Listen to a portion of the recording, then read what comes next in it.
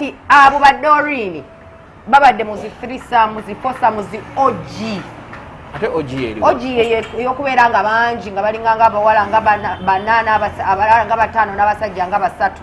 Ochegeera. Those girls have done all that dirty stuff. Ochegeera. And how can you announce yourself as a nude model, and then after announcing yourself as a nude model, then you go in the paper saying how you are a virgin? Yes. Are you stupid? Do you think we're a cameraman tabera ready? Banna gwera kubeera ready buno omuntu obusooka omuntu akoleramu ebintu bingi. T-shirt eraga ki? Okiraba naawe. Mbuki. Seetaaga kyogera, kiri self-explanatory. Tulage eboko tulabe ku t-shirt eraga abantu abamu tebakiraba. Eraga ki? T-shirt ekola kino kyennyini.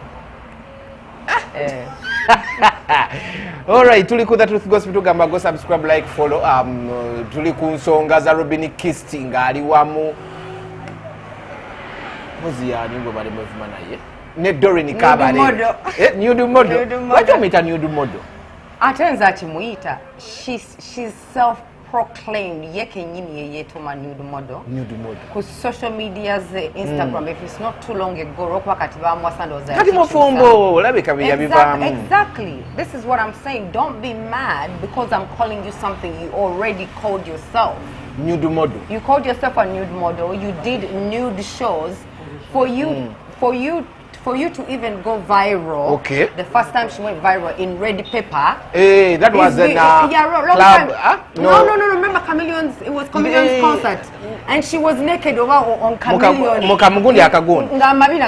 That was Club Souk, doctors and nurses. That was night.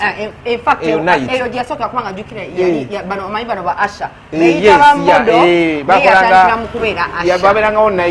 Doctors and nurses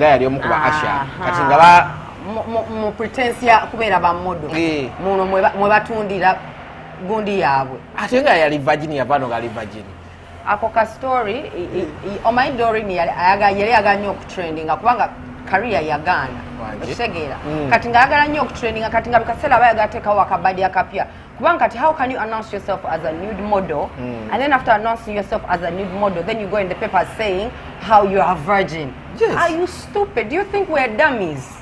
Tuli basiru petuli awote olwokuba tulabeka amatu otufudde embuzi. Robin Kisti tugende mpola mwavudde ku kyolutalo nono okutandika tutandikiraawo. No kati ekintu kyade kya kutandika tutalo fe tuli balabi ba social media fe tuli bantu ba social media kwe tuliira sente nsiba ku social media ngenda okulaba ba Galaxy nga bapostinze fashion model Doreen Kabarebe. Okay. Kati nze omuntu ategeera omuntu abadde ku social media emyaka mingi nnyo nkimanye ekigambo fashion tekitegeeza tekirina kubeera ku title ya Doreen Kabarebe, not fashion model. Obusungu bwavudde no kugamba you mean nude model because that's the most clothes I've seen on her, which is facts. I was only stating facts. And olwokuba ali lubuto hormones waggulu nnyo kati buli kamu kamunyiiza kati jjukira ali mu America ali stranded situation gyali mu. No, she's not stranded. Yafumbirwa. Wulira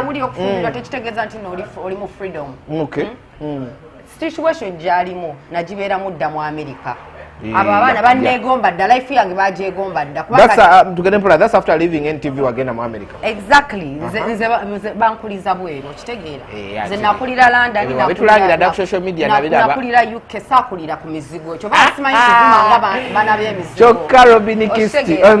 So kati nze bwe namention nze kyanono modo kyekyamunyiiziza n'atandika bw'ate 3 baby daddies biki tugenda kutuuka waawo kati yeyombidde. That means you started the war.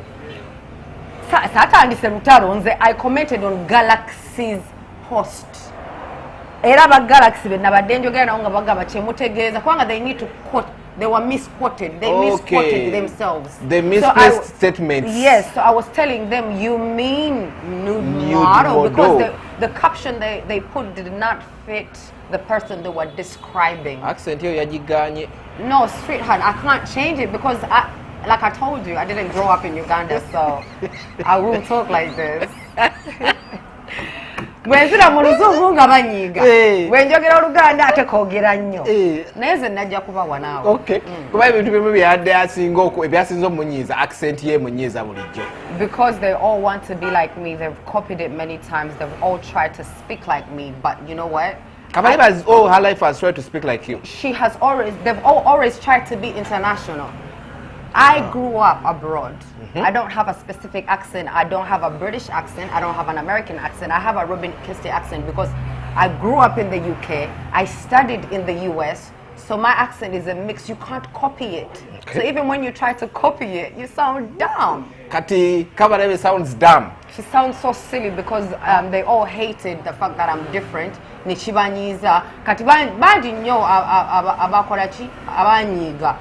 Olwokuba ndi wakabi kugamba ndi different okitegeera kati Kabarebe yalaze nti no, she's always been one of them. Yampise upcomer naye wemba ndi upcomer lwaki amanyi buli kimu ekinkwatako agamba for the last 10 years oli upcoming kitegeeza kati ate bwemba mbadde upcoming kitegeeza abantu balina kubanga tebamanyi naye kitegeeza ye alina fascination gyalina about me because she's researched about me. She's talked about things that apparently she's known about me, what the social media trolls have said about me, because the fact is I have 2 baby daddies. Yeah, but I have 2. That shows how much she's not schooled, she's not researched, she's a stupid girl. Shegera. Bamala gwogera trolls byebogera tebamanyize ngo. How many kids do you have? I have 3 babies. That's in 2 guys. 2 baby daddies, yes. Yatugambye abasajja basatu. Kubanga ye bamanyi, kubanga ye agenda kutuuka ne ku 5. Omanyi omusajja Doreen gwe yamuwasiza. Namulabako mu bifaananyi. Naye ng'omanyi background ye. Yali photographer bana bakubi b'ebifaananyi. Era nude. Era kati ate bw'okwalina omukazi olina okuba nga wamukubanga akuteereddewo. Kabarebe agenda atya ebweru. Kati ono omusajja yandabikiranga Eritrean oba Somalia, andabikiranga bano abagwira abava mu ne bafuna obutuuze kati alabika afuna obutuuze mu America. Maybe I don't know how they might have met, but just know naye alabika immigrant weeri naye yafuna bufunyi butuuze kubanga si mu America. Tumulaba either Eritrean oba something ne bwaba alina passport alabika naye era yali immigrant. Life gyalimu njimanyi akana n'akataano ate ye tannaba nagiyiga okitegeera. Kati namusomesezza nti najja ku ending up nga single mother nga asaba food stamps. Abantu ba America bakwayo olina ebintu byadoyogera bwenjagala tugende wamugambye ajja kusaba food stamps olina n'akalala kewayongera section 8. Section 8 yeyo nti bw'obeera ng'oli single mother nga tolina mulimu togenda government nekuyamba nekuwa ennyumba. Kati section 8 eringanga program gye bateekawo okuwa free accommodation. Naye twala ebbanga oyinza ogibeerako n'emyaka 10 ng'okyaliza ennyumba ey'obwerere ya gavumenti. Kubanga bw'obeera maama mu America, it's hard to work. Okitegeera. Kati olwana baabeerawo nga ate n'ekirala ne bw'anaabeera asigadde simwagaliza ku breaking up ne bbaawe. Naye engeri gy'ayogeramu bagamba don't throw a stone ku nnyumba ey'amadinisa nga naawe oli mu glass. ng'oli mu glass. Oyo mukazi yakazaala ali ku baby daddy asooka. Nze gwayogera naye I've been there, I've done that, got the t-shirt, nina abaana 3 ate nga nkyayongerako ne banaatuuka abasajja nga bali 8. Ebyokuzaala birekeraawo. Ate lwaki? Lekeraawo kimala. Nkyali mwana muto, amagi nkyalina.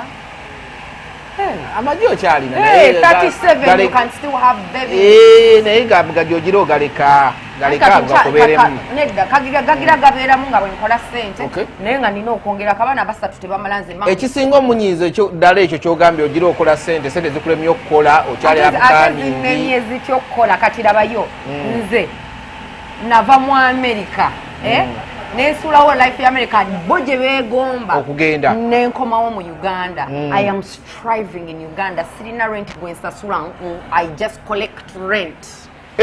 Okitegeera. Oli landi ready? Ndi landi ready. Amanyira landi ready? Ndi landi ready. Okitegeera. So kati bwe nkugamba nti no, I'm living a good life. Sina kubeera nga nsireyinga, sina kubeera ngoba I'm living comfortably. Abaana bange bali comfortable, abaana bange ba America.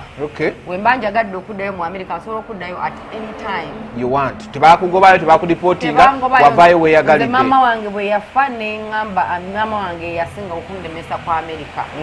Kati afudde abadde apa support y'amaanyi. Kati ki ekimbeeza mu America? Bwe kudda wano because she had already set up a life for us. Kitegeera. Kyebakugamba ebintu bye nnina nnyinza okuba nga sinze yabyekolera naye mmange byange kuba muzaddewo kyemukakatako okukolerera. Okitegeera. Babebi daddy baliwa? Babebi daddy bali Uganda. Oshegera. Nze sina kye hiding about my life era bwoba following ku Snapchat. Buli kimu kigendayo. Buli kimu kibeerayo. Obulenzi obuto bwakulangira. Mbwagala nnyo.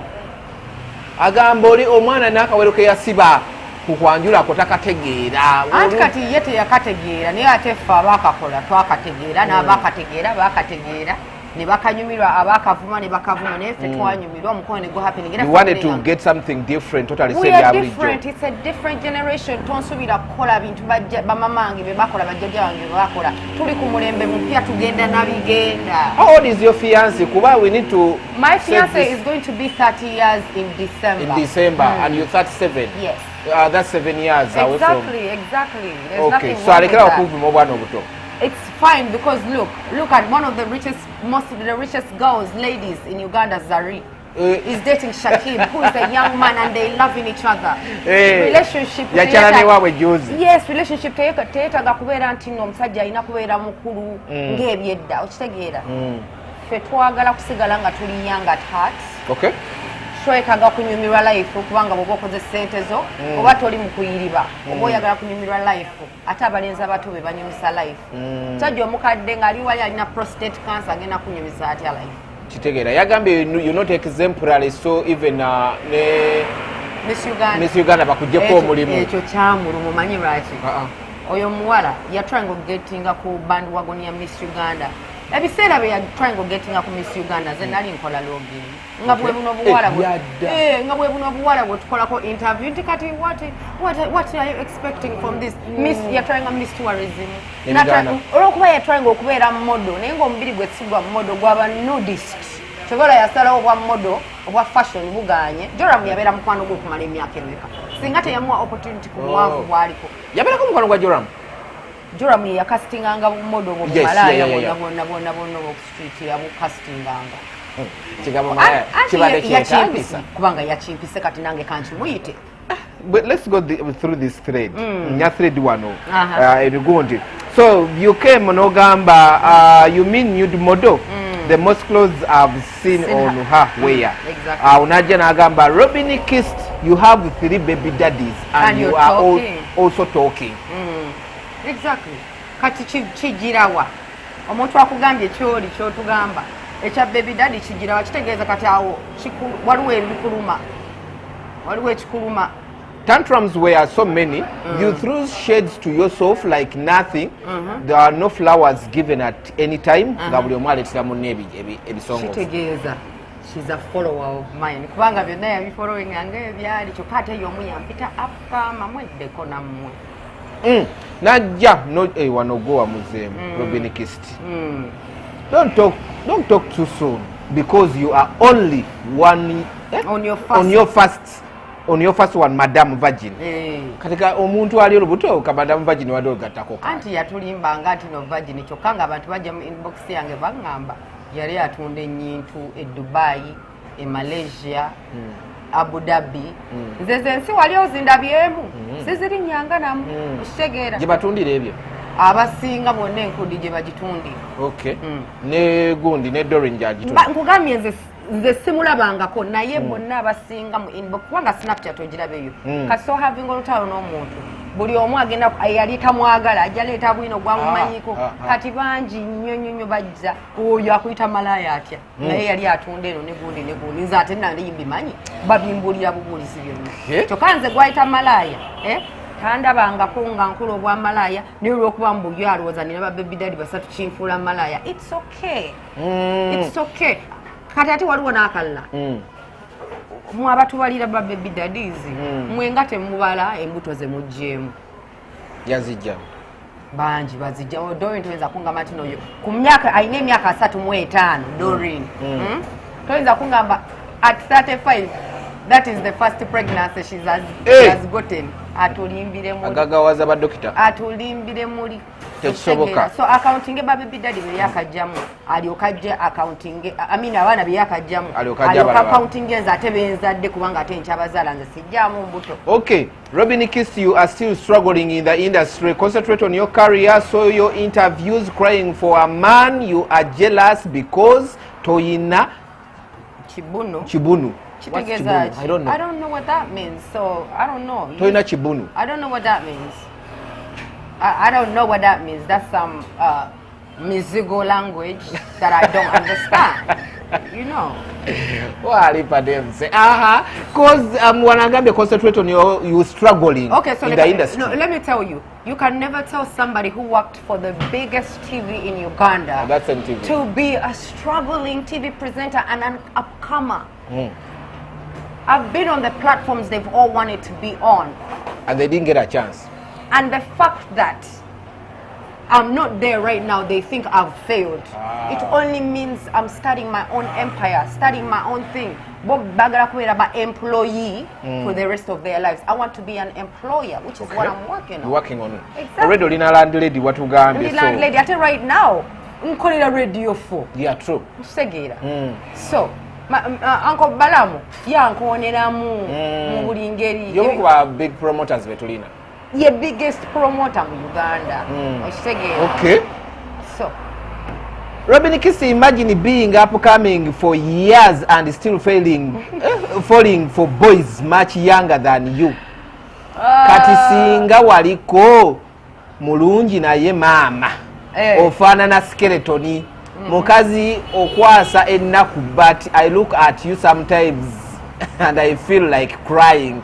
Omuntu watuuka okwagala okukaabirako mukwano abali n'ennaku oba olina abakulaba ng'oli bubi nga oli ayagala feel like crying for you. Kati n'owulira skeleton olaba abakazi bonna bali eyo beebuuza babeera mu inbox yange beebuuza naye mukazi gwe ozaala otya abaana abasatu n'osigala ng'olabika nga bw'oli bonna abasinga kye baagala yino Doreen Kabarebe nga amaze okuzaala agenda kuzimba gatala si yalimu obusheshe bakulira ku mata agenda kuyiika anoonye omubiri gwa Robin Kisti atakyagulaba ng'omuwa ku methods z'okozesa sisobola kubanga ate nze gwe bavumye skeleton oshegeera nze leka nkubule bwa skeleton bwange bwenyumirizaamu ndi healthy am fit wonzigulako wano olubuto olaba 6-pack six-pack ozaagaza ki naawe nze sijja kukaddiwa nja kutuuka ku myaka 5 nga ndabika ng'owasa nga bw'oli oshegeera emyaka gye nnina wano right now teri agimpa newe mbagamba nina abaana 3 nina emyaka 37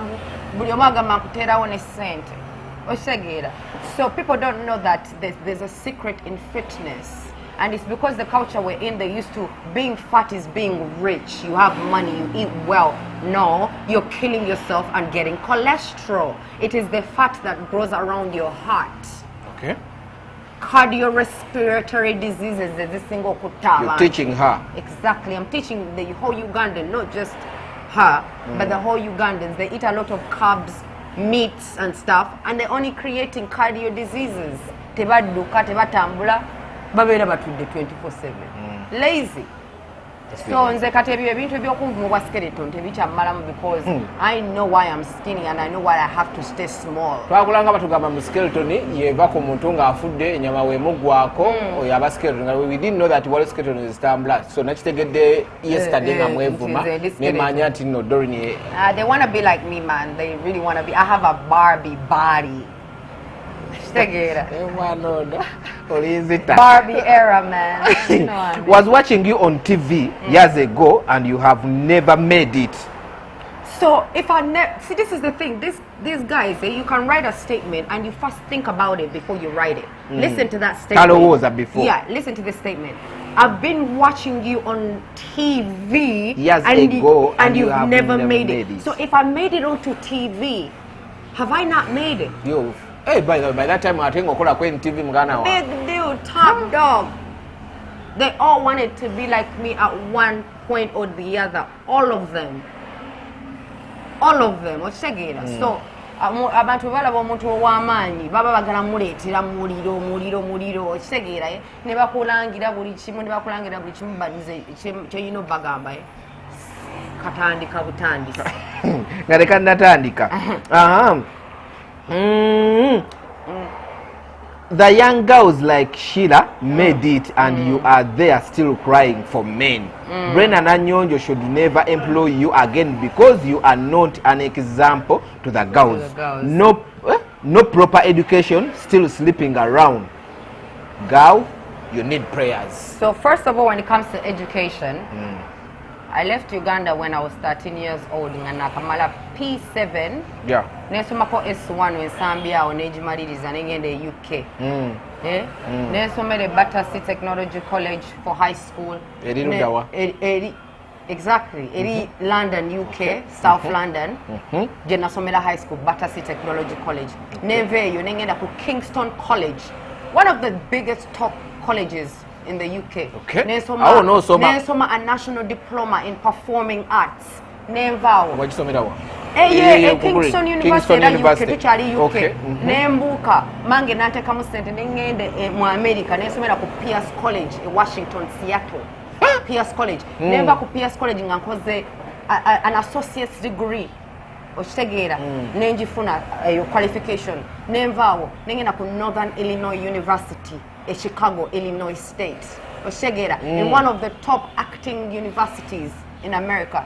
So go research before you talk about my education because you know nothing, baby girl. Okay. Alese mu situation ya Sheila Gashuba. You guys were friends with Sheila Gamba. She made it gwe no sigalao. By the way, one thing is I hate when people keep on trying to bring Sheila in the conversation because me and Sheila have no issues no more. You are done. You I don't want to do no interviews about Sheila no more. We've never reconciled, but she's in her dream. Okay. I'm in my dream. Okay. She doesn't talk about me. I don't talk about her.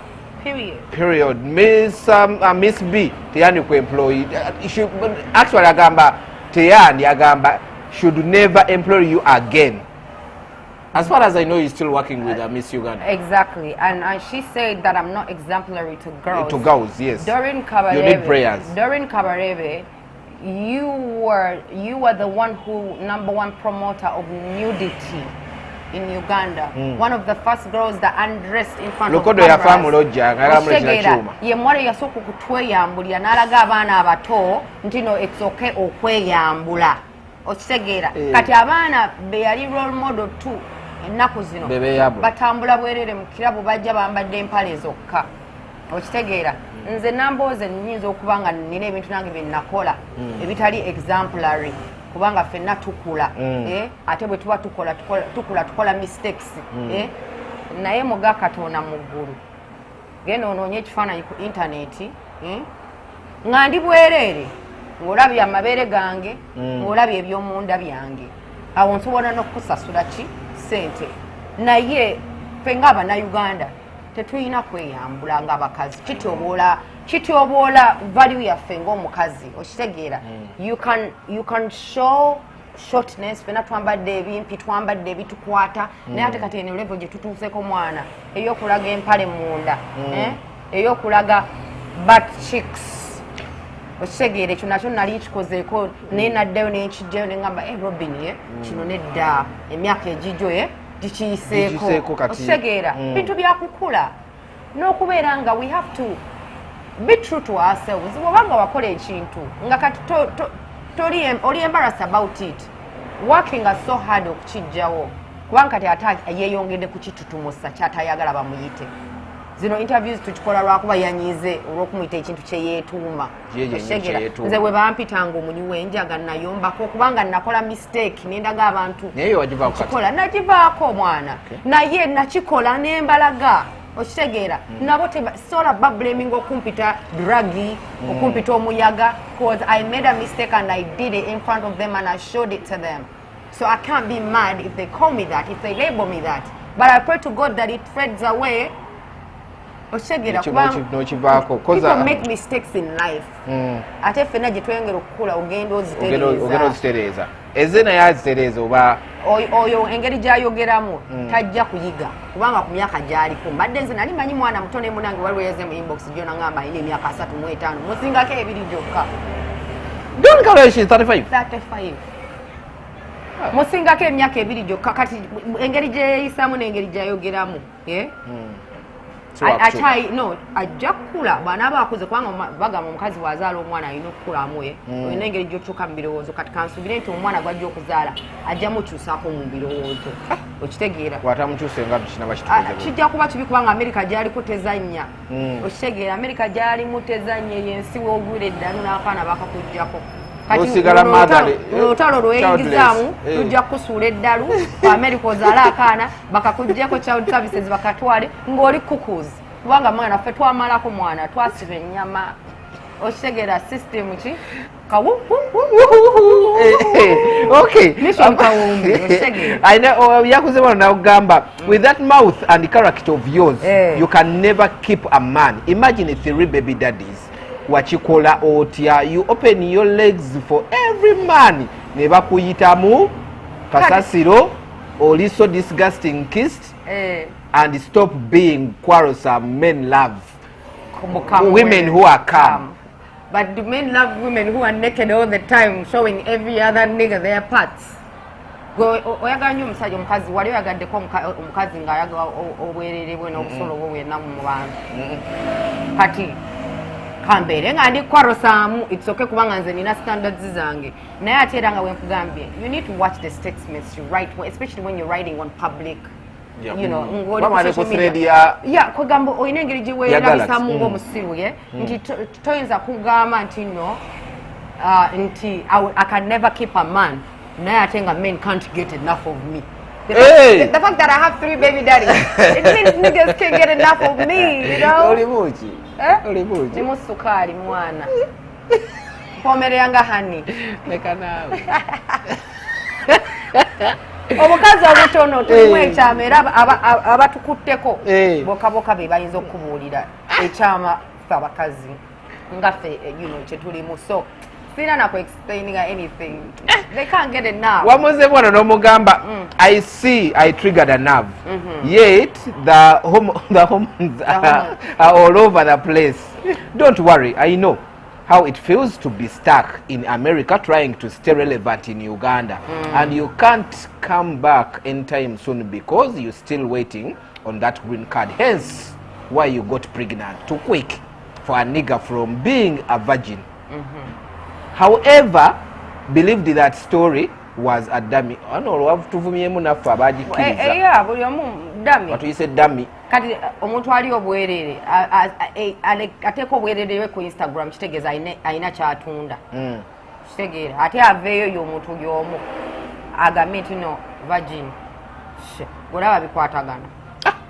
Okay, you had no career here. You will and you will never have. You will never have. Stick to being a cheyo housewife. Wanga yene Bible mbi bakubibwa cheyo. Kitegeera. You are stuck cheyo with a baby, with a situation, with the association.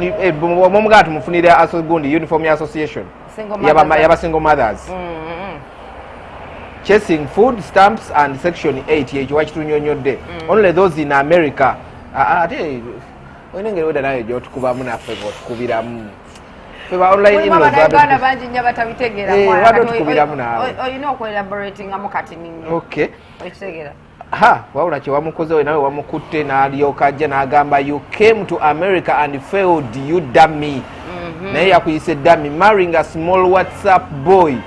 Kambuuze biki omulenzi bye yali ayambadde ku mutwe ekyo wakituze. Omanyi kati omanyi bavumanga like I said baana bamukyala baana bakugundi ku muzigo. Kale oswaza mukazi gwe omuswaza ye ng'omuntu. Agambye wabula oswaza mukazi gwe. I'm sorry but I don't want to laugh. You are a total failure. Oba kiki who cast you? Bakasinga. According to her, Boza who cast you. Meaning only cast. Nze namboze omuzukulu wa Mombejja omwana w'emmere muzukulu. Blessings zendiko ndowooza batwayinza okundoga bangi naye ndowooza n'omusawo waabwe yagamba oyo obambi oyo tomuzza wano. She made a statement and Agamba, you need to visit your judges and apologize seriously. Like how do you come to a land of opportunities and you still fail? All TV stations can never employ you because you are a mouth and you are all TVs will never employ you kubanga already walemwa. You need to go to your judges and apologize. Kubijja ndoza yadaga mbogereko kubijja. Kati soko owulire. Omuntu eyadduka mu Uganda ng'egaanye Like I said, bino ebintu omuntu ogenda n'ovuma omuntu kyokka nga tomaze kulaba situation gwe nga gwe gy'olimu okitegeera. Nze nagenda ku kyeyo n'enkikuba okitegeera n'enkoowa okusangula obubiina bw'abakadde.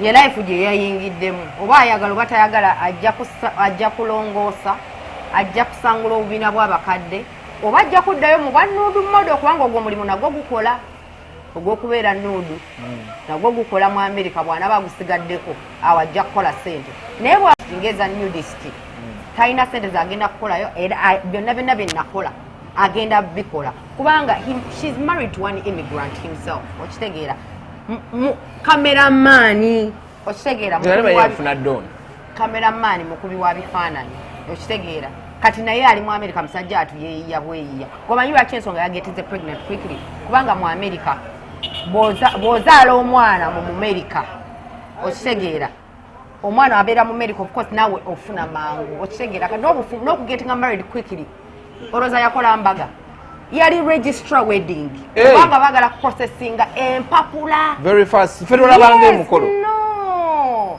tegwali mukolo byali byagundi registrar kubanga ayagala kwanguya byampapula okitegeera eri ebweru oba tolina kipapula kizibu okubeera ate kati right now ne bwokola ku bipapula byo she's still stuck in America ate zaala ku mwana my friend ojja kundabira by all means food stamps era ajja ziri afena tuziriddeko eno life gye mugamba njibaddemu kati tosobola nze America te in fact kankubulira ekituufu America yo yannema omanyi lwaki nze nazaalibwanga princess queen okitegeera kundabirira kubeera n'abakozi okitegeera kati eri nali masikiini nga ng'omanyi okukirininga bbiwa omukadde mu kabina olunaku lwe nasooka okukikola wiiki nagimalako nga sirya langi nga buli bwe ngenda okulya emmere yange napaakinze nga ndaba bbiwa omukadde sekulimba kati nze Amerika nenemaku olwekyo okitegeera teriyo pate life okitegeera teriyo nti no wenjagala nsobola okugendako wasabula wa myaka emeka nga 8 nasangula 8 nkaaga omanyi bakaddiwa ate bakadde abazungu bakaddiwa bubi kama kakyali kabinaako nkugambye ate obubiina bwabwe bakaddiwa sikini yaabwe gafuuka mabwa bw'atuula ennyo ng'ebbina lijjamu ebbwa okitegeera kati oli mukusiimula bbi wali waliwo ebbwa wali tokolina okulya emmere kati eyo life bw'aba alowooza nti nno nze gye nali neegomba ate ye nga gye yali yeegomba ate ng'agenda kikolako agenda gibeeramu oba ajja kulabirira obwana okitegeera ayinza okukola ddekeya mu nnyumba ye eyo life gy'oŋŋamba ngibaddemu sweetheart tolina ky'oŋŋamba ku ebyo kati right now nina abakozi bange bankolera byenjagala emmere ndyanga bwenjagala ntuula butuuzi okitegeera yino life mama wange gye yacreate nga siina rent gwe nsasula kugambye I just collect so I rather have this life than that life gyagenzemu kubanga nze I've been there ngimanyi. Okay, stop sleeping with young boys ozunza enziko with your small bun like bums your small like bums bw'obubinawo bulinga bu buns omanyi buno bugato obw'ekikumi obwataano obwo abasajja bwe baagalira ddala kubanga asobola okukakwata bulungi bw'ati kati leka nkubuulire ebyo byonna byayogera one man's meat is another man's poison. Waliwo abaagala amabina weegati waliwo abaagala tuno tubbani tuwe bitaano okitegeera waliwo abaagala big mama waliwo abaagala febo skeleton kubanga gwe wali ogenzeeko ku website eya poni oba ezaba model fashion gundi nga kuliko omuwala eyenkana Doreen Kabarebe basangako bawala benkana nga nze naddala poni websites their fantasies are these skinny women.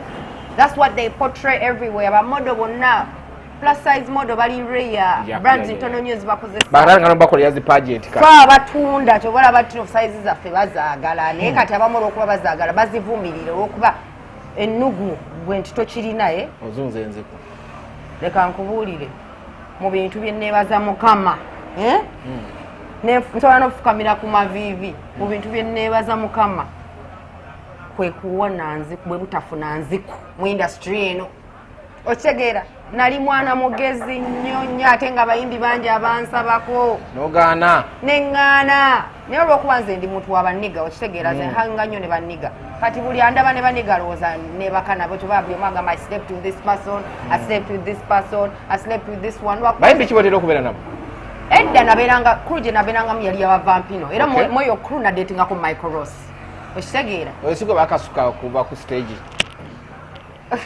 naye naawe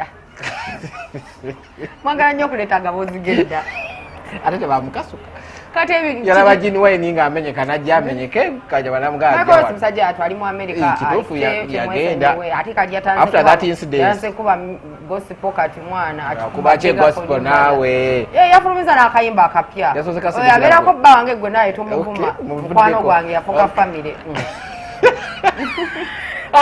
wadetingako Michael Ross nga bamukasuka ku in fact Michael Ross ye celeb gwe nasooka okudatingako nozaaka abalala sijja boogera kubanga byali byankukutu naye nga wadetingako abawera abasooka babiri baserebe nga babiri okay yenzi kujja kuzangira eyo jannangira naye nze ekyo kyo nkyebaza Mukama kubanga ekyo kyo ne bw'ojja n'osalako n'akazaala nga bwe yagambe n'akazaala abaana bange basatu buli mwana gwozaala bakucekinga oba olina nziku I'm clean baby I am happy era ekyo nkyebaza Mukama leka nkubuulire nkyebaliza ddala Mukama kubanga leka nkubuulire mu industry tutabaala otamiira n'ogweri ogenda olaba nga tomanyi byoliko naye nze namboze nali mwana mugezi era yebakubuza ekikozi kyonna kye nali ndimu mbulo bino bikosi by'abawala tebiriyo kubanga nze nakulanga niga nze nali hanga n'abaniga nga life yeyo wekiggwa nga ngenda wange okitegeera era leka nkubuulire singa nali sleeping around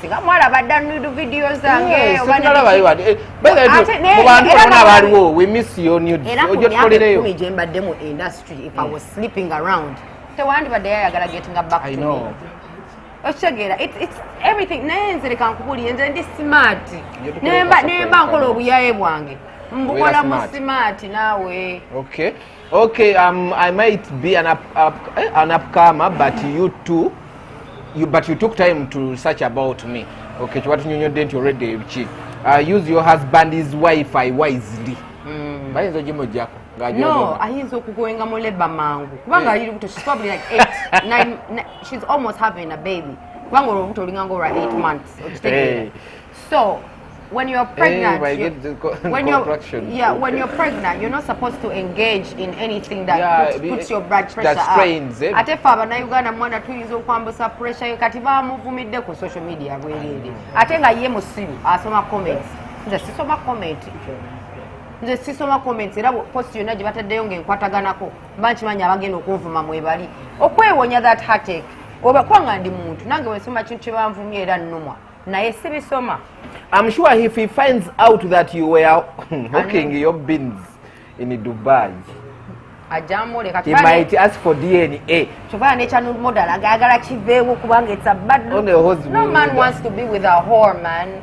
No. But I don't have a DNA that I can call a jari. Let me tell you, once a whore or is a whore, you can't make a whore a housewife. That's a saying. So omusajja in America na find out you are a whore before. He will start looking around like that baby don't look like mine. Nga baraba emirungi gye babadde bonna. Okay, tugenda kumaliriza tugenda mpolampola endoza yesembayo oli malaaya and still one. Stop justifying yourself okweswaza yakugamba. But how do you have 3 baby? Baby daddy yakyesibeko Doreen tokisusa ate naawe. Okay, okikola otya you can't be failing in marriage like more than 3 times and it's your character and that raining your mouth. Which marriage though? Is it satu? Ani yali ampasizaako nze kuno olabako empeta ye marriage. You have proof of being Malaaya. Malaaya bokujju, they have proof all over you Malaaya. Boli mukazi wano mu Uganda, bogenda n'obuuza abakazi mu Uganda. Nti omusajja alina ssente n'atalina ssente agenda kugamba. Alina ssente. Exactly. Kati lwaki baba boogerayo batyo? Malaaya butandikira. Ffenna tuli Malaaya in one way or another. Kubanga bw'ogamba nti nooza okudatinga omusajja. Alina kubeera nga alina ssente. Ki kyogenda omuwa ekyamaanyi ennyo? Okitegeera okuwa ssente Irogena muwa your beans. So you either say directly that I'm a whore, or you just say, I'll give you services, make me your wife, as long as you got some money to take care of me. Ainaka once on Agamba, Okubango and about 3 baby daddies. Now imagine how many men you have slept with no proof. Where never baby was Basatu. Chiteka Zatekati and Mabega Basin Abo Mukaziki Zanga Tetumani. Never Beranga Badi Rukumi. Casta Safonanzi. Yajikuragi do Inezi. Never in Kugambe, tell him Mukazi goes to Walla Kuali Nabasajja Basenabo. Kuanga never need to Walla Kumanya, or Chegera. Boa Yebaka no Mutumera Wabo, Kujako Bo, Abakulazi 3 Sam. Hey! I can't do it. Doreen Kabarebe Dubai, Neses Malaysia. Omusajja asubula sasula $10 just okwebaka n'omuwala omu akugamba jangu ne mukwano gwo okitegeera afune double for the price okitegeera kati abo ba Doreen babadde muzi 3 sam muzi 4 sam muzi OG ate OG eyokubeera nga bangi nga balinga nga abawala nga banana abalala nga batano n'abasajja nga basatu okitegeera. Those girls have done all that dirty stuff okitegeera, and she's trying to tell me that place that life on me because that's what she's embarrassed. You know, psychology says that you will project what's within onto others because you feel some type of way about it.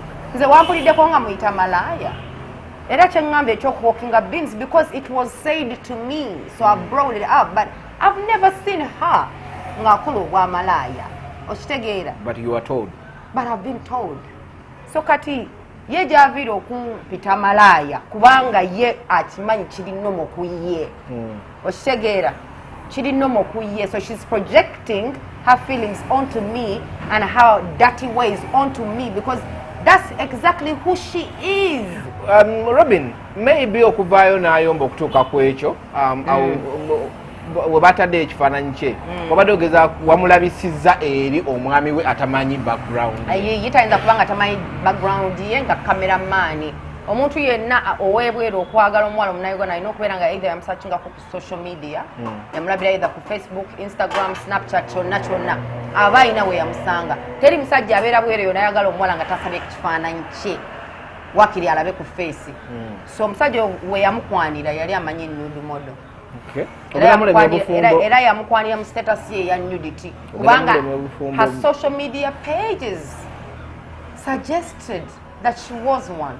She edited it herself okitegeera. So I was not on Doreen Kabarebe's page, I was on Galaxy FM's page.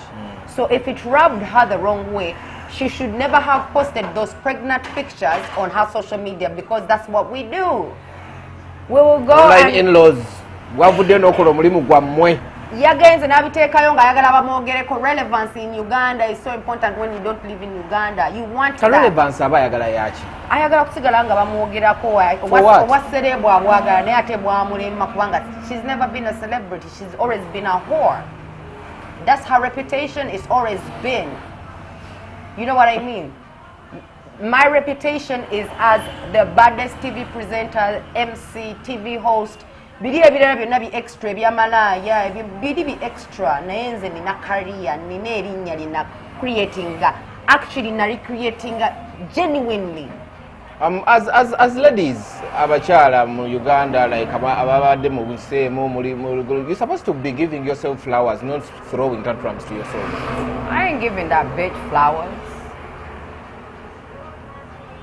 I no flowers given to her. She will get the flowers when she starts acting like she deserves flowers. I deserve flowers. You deserve flowers? Yes. What makes you deserve flowers? Because I'm the baddest in the game. Need I say more? No. Give me my flowers. Put me back on NTV, man. Yes. I've been, trust me. Bulema ambuza, Rachi Robin Kisti.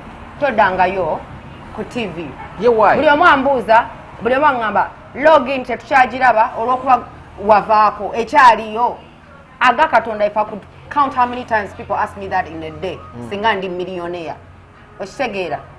Naye aba NTV, I've been there, they know I need that job. But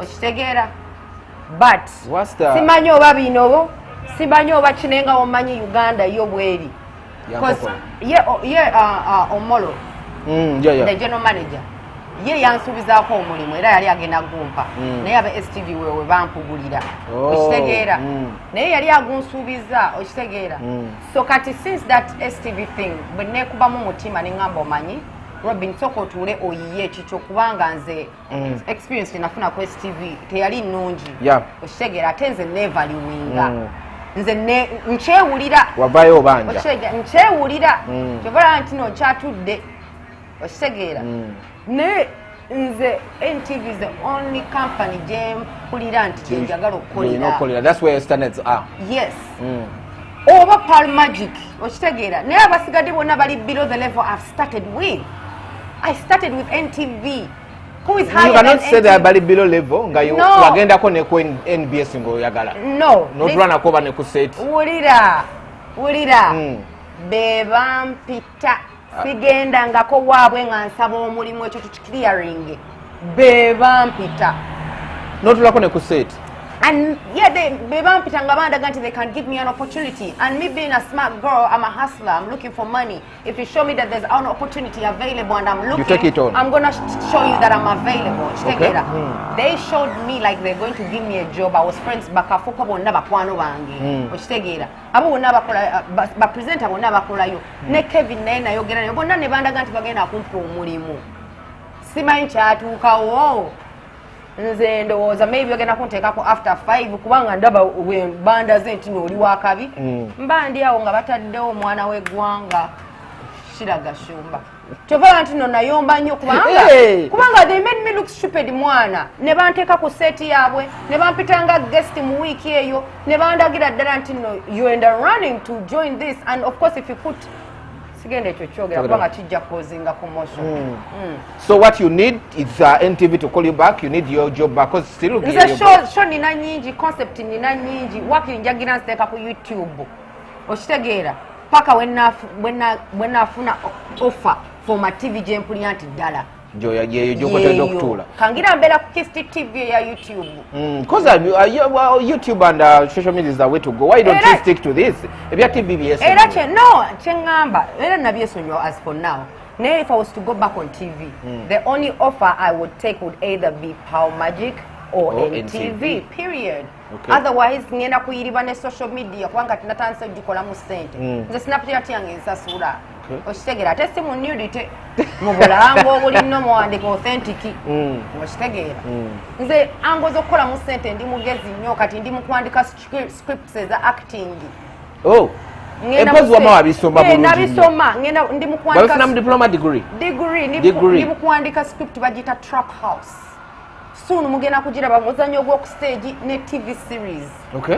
Nze ndi muwandisi ndi actor okitegeera angoza okufuna mu sente nyingi nnyo tiswa. Then stop running after these people abakusubiza emirimu batagikuwa you concentrate on that. Ati nabavaako tobula ndiko gwo oyina gwolaba gwe nasaba omulimu kyenkugamba nti nina abafaani abali eyo abagala okundaba ku TV okitegeera naye buli lunaku mbagamba the only offer I can take on if they were to call me kubanga ati nze wali ondabe sikyasaba mirimu kyo kyonna kigoba sikyasaba mirimu kita offer bwejja nga njiweyinga nga bweri nga njitwala kubanga nze blessings ezange ziva bwa Mukama okitegeera so ntudde ebbanga mbadde wano myaka 3 naye agundi ndya dayasi ndya ndabirira abaana basatu batata baabwe alina ekirala ekisinga okwesesa 3 baby daddies gomanyi bwe kiwooma ng'ofuna ssente okuva mu basajja basatu bonna ofunayo sente sure kati nze naawe olowooza banzaalamu oli mugagga olowooza nze banzaalamu ku nsuula awo naawe no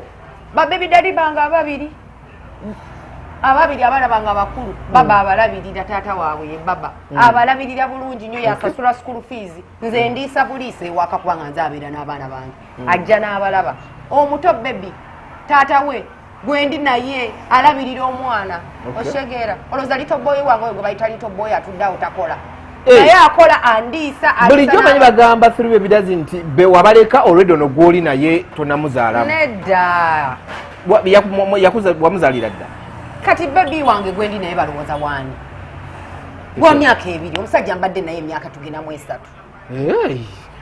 3 bulijjo mmanyi mukati ogamba olina babebi dadi babiri nakye ngamba bavuddewo abasatu.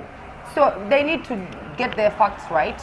And so kyebakugamba nti no nze nga Robin Kisti siri struggling. I'm not struggling. I'm not asking for any handouts. I'm one of the hardest workers. I know that for sure. Era abakoze nange bamanyi. It's because people try to tarnish your image. And brands look at the image that's painted about you around there. So brands is tagala kukolagana nange because of the controversy around my name. That's fine. When they figure out that I'm what they need, the brands that figure out that I'm what they need, they will come. Okay. The ones that don't, it's okay. Kubanga nze mukama ebyange yabirimu. Okay, your last remarks eri Doreen Kabarebe. My last remarks eri Doreen Kabarebe. Tuzania darling Uganda togenda kukomawo kati. Okitegeera. Zala baby wo yonsa bw'onoofuna green card awo tulyoke tuddemu twogere ng'oli ku ground naye kati tosobola kujja ku ground toli ku ground nze ali ku ground gundi abantu bwe batya bayita bakaceere era oyo kaceere naawe